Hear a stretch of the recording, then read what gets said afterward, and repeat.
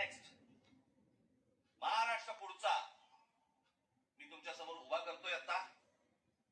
दाखवा रे.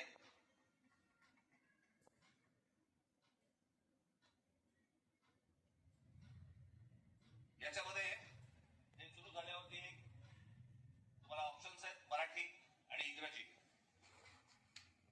त्याच्यामध्ये तुम्ही मराठीत मध्ये गेला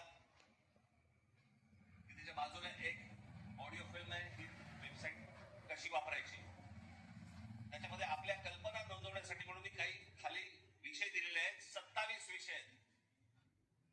ते 27 विषय फक्त मी तुम्हाला वाचून दाखवतो ज्याच्यामध्ये ज्या ज्या आपल्या स्वतःच्या कल्पना असतील, ज्या काही नवीन आपल्याला निर्माण करायचं असेल ते तुम्ही मांडू शकता.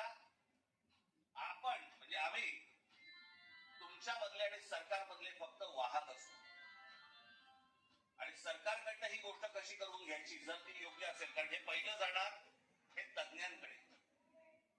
त्या तज्ञांच्या कमिटीकडनं ज्यावेळेला ते मंजूर होणार त्याच्यानंतर हे सरकारकडे जाणार.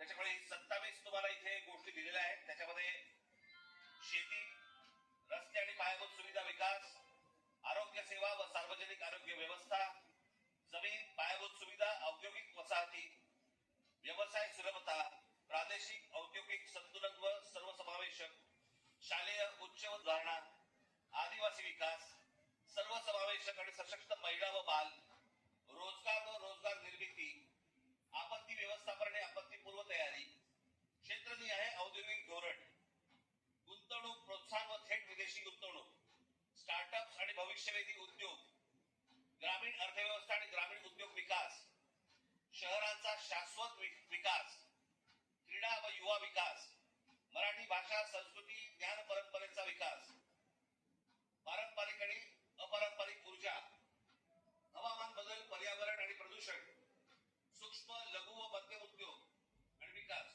औद्योगिक कायदे सुधारणा, शाश्वत हरित व पर्यावरणपूरक औद्योगिक विकास, सिंचन, जलव्यवस्थापन व जलसुरक्षा, समृद्ध स्वावलंबी आणि शाश्वत ग्राम विकास, पर्यटन विकास, कायदा आणि सुव्यवस्था.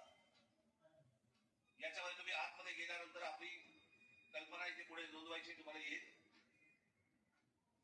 त्या प्रत्येक गोष्टीमध्ये 27 गोष्टीमध्ये त्याच्या उपशाखा आहेत.